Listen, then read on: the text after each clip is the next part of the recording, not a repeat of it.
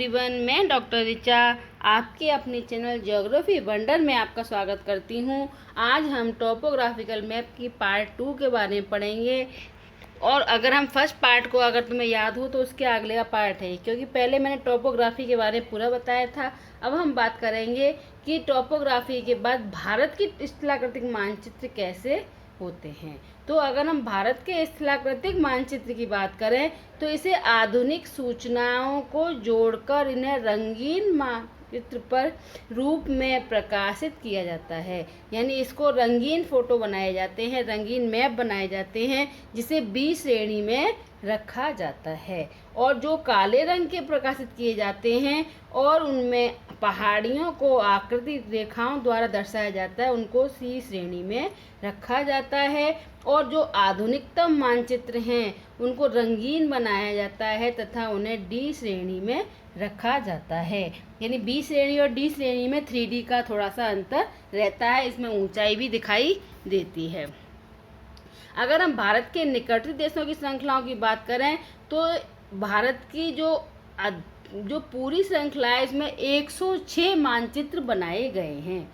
जितना ट्रोपोसिट पिछले वीडियो में मैंने बताया था तो उसमें 106 मानचित्र बनाए गए हैं जो 10 लाख मापनी पर बने होते हैं।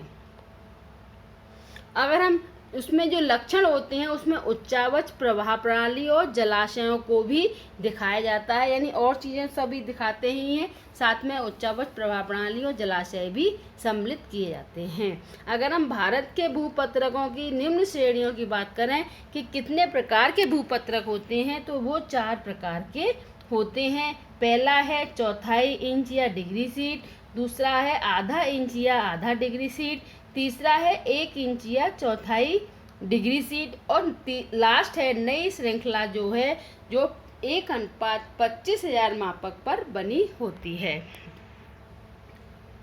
अब हम पहले की बात करते हैं नंबर 1 1/4 इंच या डिग्री सीट के बारे में। जैसा कि नाम से ही पता लग रहा है डिग्री सीट, यानी यहाँ पर डिग्रियों के रूप में इसका विभाजन होता है। तो 4 डिग्री वाले इस मिलियन मानचित्र को 16 भागों में बांटा जाता है। अगर हम 4 का अक्षांश अंतर का एक वर्गाकार बनाते हैं तो वो 16 भागों में विभाजित हो जाता है। तो वो 16 भागों को अंग्रेजी के A to P अक्षर द्वारा अंकित किया जाता है। अगर मैं डायग्राम दिखाऊं तो देखो ये 4 डिग्री हैं, 1, 73, 74, 75 और 76 डिग्री। ठीक है, और इन 4 डिग्रियों को अलग अलग बांटा गया है और इन्हें बांटकर A से लेकर P तक विभाजित किया गया है।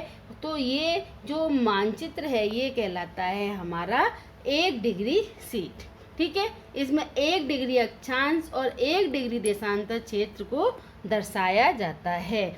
इसमें मानचित्र में 1 इंच बराबर 4 मील या 1/4 इंच बराबर 1 मील, इसका अपोजिट कर दिया है मैंने। तो 1 मील बराबर होता है और ये जो है इसलिए इसको क्या बोलते हैं, डिग्री सीट। ठीक है, और अगर हम मापक की बात करें तो ये जो है 1 सेंटीमीटर बराबर 2.5 किलोमीटर कहलाती है। यानी कि ये 2,50,000 जो मापक है उस पर बनी होती है। और 1 डिग्री इंटू 1 डिग्री होने का इसे डिग्री भूपत्रक भी कहते हैं। इस श्रृंखला में 1:16 मील पर बने होते हैं। 4 अक्षांश और 4 देशांतर पर मानचित्र को 16 भागों में बांटा गया है। ये मैं समझा चुकी हूँ सारा।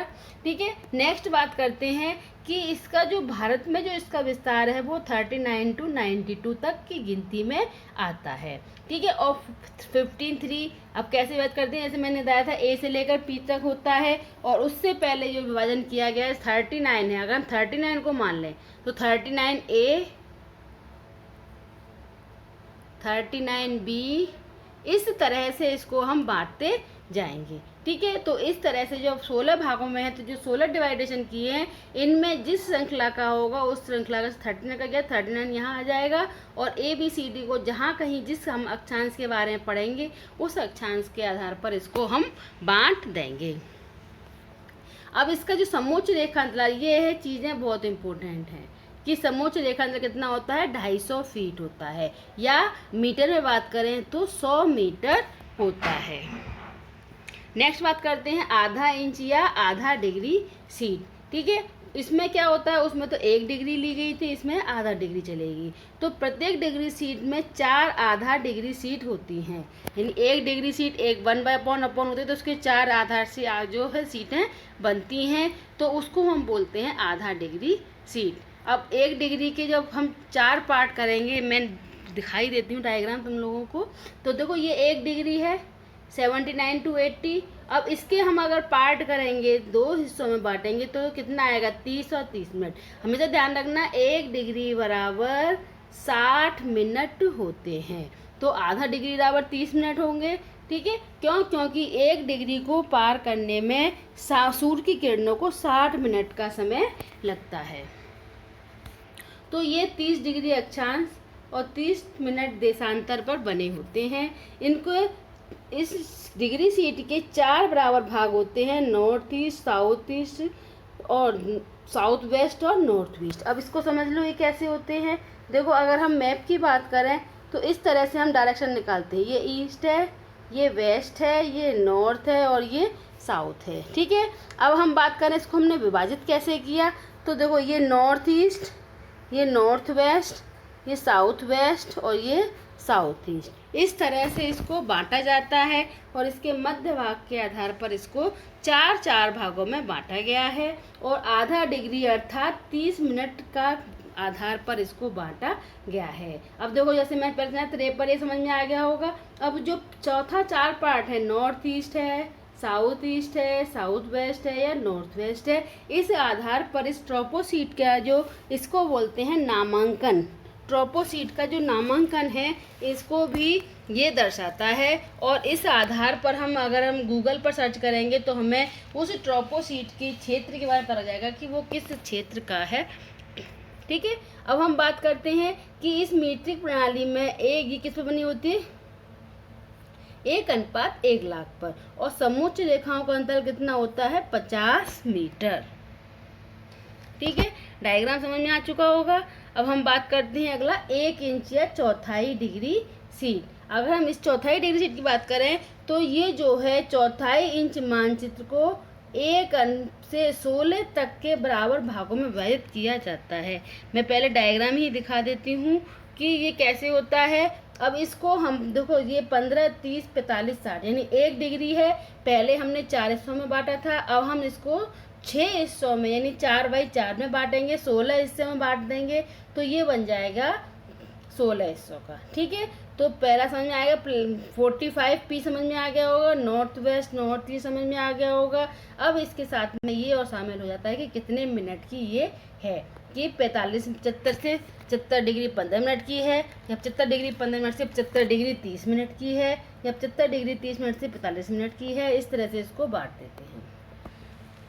तो ये जो मानचित्र है इसको 1 इंच धरातल पर पत्रक बनाया जाता है। ये 15 मिनट इंटू 15 मिनट की होती है, यानी 15 मिनट अक्षांश और 15 मिनट देशांतर पर ये बनी होती है। इसका विस्तार कितना होता है, 1 इंच बराबर 1 मील, इसीलिए इसे बोलते हैं 1 इंच मानचित्र। ठीक है, 15 मिनट और 15 डिग्री देशांतर विस्तार होता है और 15 डिग्री ही अक्षांशीय विस्तार होता है। और ये अगर हम प्राचीन श्रृंखला की बात करें तो ये 1:63,360 यानी कि 1 मील पर बना होता था, लेकिन वर्तमान समय में ये 1:50,000 पर बनने लगी है। और समोच्च रेखा अंतराल की बात करें तो वो है 20 मिनट और स्केल बताई चुकी हूँ 1:50,000। अब आता है नई श्रृंखलाओं के बारे में।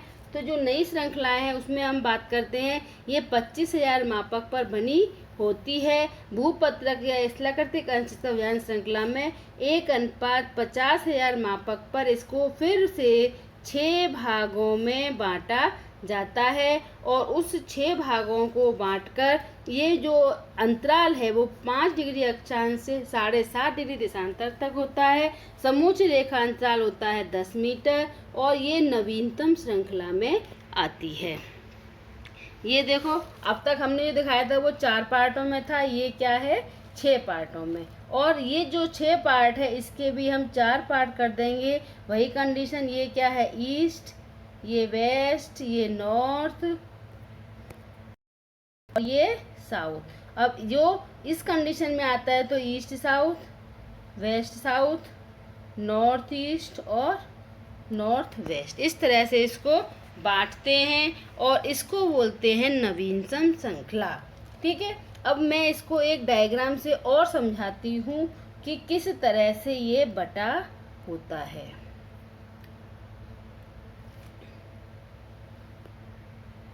जैसे कि मैं पहले से इरेज करती हूँ। देखो, सबसे पहले हमने क्या बनाया था, हमारी ये 1 डिग्री शीट बनी। अब 1 डिग्री शीट को फिर कितने भागों में बांटा गया, 4 भागों में। ठीक है, 4 भागों में कैसे बांटा गया है, पहला आएगा हमारा ये north east, south east, north west, south west. इसके बाद इसके फिर से 16 भाग किए गए थे। ठीक है, समझ में आ गया। ये एक ही कॉलम में हो सकता है, मैंने इसको अलग अलग इसलिए दिखा रही हूँ जिससे कि तुम्हारी समझ में आ जाए। इसमें 1 2 3 इस तरह 16 काउंटिंग आ जाएंगी। और इस 16 विभाजन को भी फिर से नवीनतम जो श्रृंखला चली है वो उसमें इस तरह से इसको बांटा गया है। और ये जो श्रृंखला है वो 15 मिनट की, यानी कि इस एक भाग के हिस्से होंगे। ठीक है, 15 मिनट के, यानी 15 30 45 60 1 डिग्री हो गई। और इसको अगर हम एक पार्ट की बात करें तो उसका विभाजन इसमें होता है। अब हम बात करते हैं इस डायग्राम की मुख्य बिंदुओं की, कि इसमें हमने क्या पढ़ा।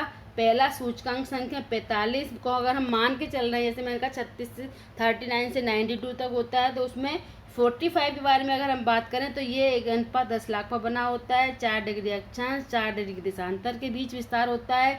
और इसकी समोच्च रेखांतर कितना होता है, 500 मील। ठीक है, दूसरा आता है हमारा 45p, जो बताया था समोच्च रेखांतर कितना होता है, 1:4 मील, यानी चौथाई डिग्री शीट जो थी, जो किस पर बनी होती है, 1:2.5 लाख पर बनी होती है। 1 डिग्री अक्षांश, 1 डिग्री देशांतर और समोच्च रेखांतराल 100 मील। ये इसको तो अच्छे से रट लेना, ये हर जगह काम आता है। ठीक है, तीसरा आता है हमारा आधा डिग्री शीट। इसमें आधा डिग्री यानी 30 मिनट अक्षांश और 30 मिनट देशांतर पर बनी होती है। और समोच्च रेखांतराल कितना होता है, 50। ठीक है, नेक्स्ट आता है हमारा 1 इंच या 1। तो 1 इंच शीट में क्या होता है, 15 डिग्री अक्षांश और 15 देशांतर पर बनी होती है। और मीटरों में बात करें तो समोच्च रेखांतराल 20 मिनट का होता है। और अक्षांश के आधार पर बात करें तो ये 50 का होता है, 50 मील। ठीक है, नेक्स्ट आती है 1:25, यानी दोनों मापनी है, याद हो तुम्हें। तो जो 5 डिग्री से 7.5 डिग्री पर, और इसके जो नॉर्थ ईस्ट नॉर्थ वेस्ट वाली तो वो 7.5 डिग्री से 7.5 डिग्री अक्षांश देशांतर पर होती है। और दोनों का ही अंतराल कितना होता है, 10 मीटर समोच्च रेखांतराल होता है। ठीक है, इस आधार पर हमने पूरी ट्रोपोशीट का अध्ययन कर लिया है। अब किसी भी तरह का एग्जाम आता है, अगर तुमने इसको ढंग से पढ़ा है तो ये तुम्हें कभी प्रॉब्लम नहीं होगी। ठीक है, अब नेक्स्ट वीडियो के लिए thank you for watching my channel. Please like and subscribe my channel.